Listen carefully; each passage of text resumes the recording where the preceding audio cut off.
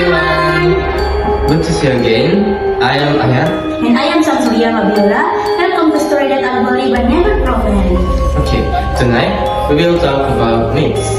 Some people say they are fake, and some people still believe them.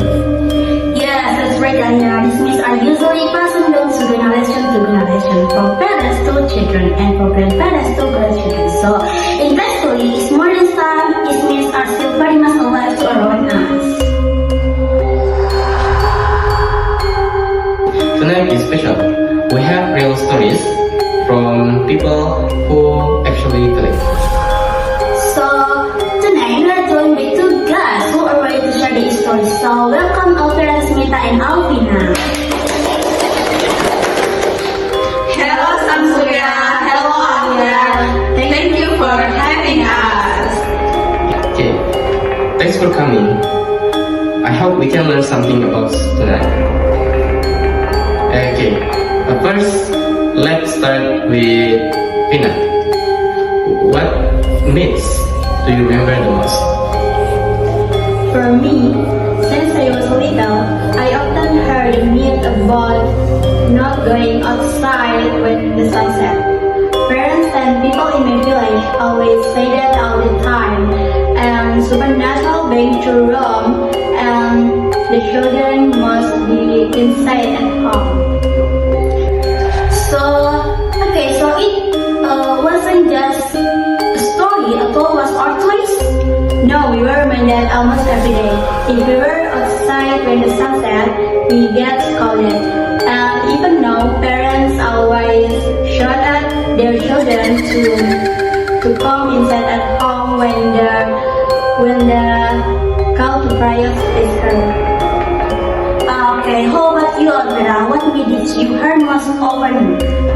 I often heard the myth about not casually mentioning the names of supernatural beings, especially at night. People say that mentioning their names is the same as calling them. At first, I thought it was just a way for parents to stop kids from speaking properly, but it turns out many people believe it. And they tell the story seriously, right? Yes, very serious.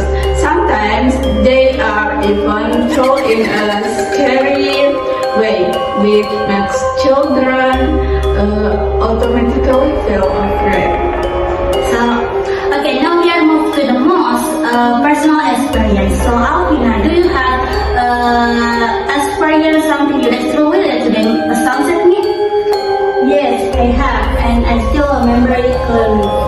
When I was in elementary school, I playing with my friends, and I didn't realize the sunset is come. And on my way home, I feel like atmosphere is quiet and cool, and I feel like something following me. But when I look back, the street is empty. Was it just feeling, or did something will happen? At first, I thought it was just my imagination, but that night I had high fever, and my parents immediately said it's because I broke the rule about going outside at sunset. Since then,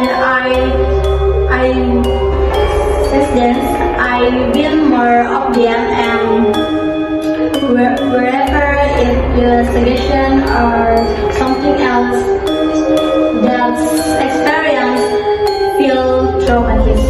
Okay, how about you, Alvira? What do you have experience to?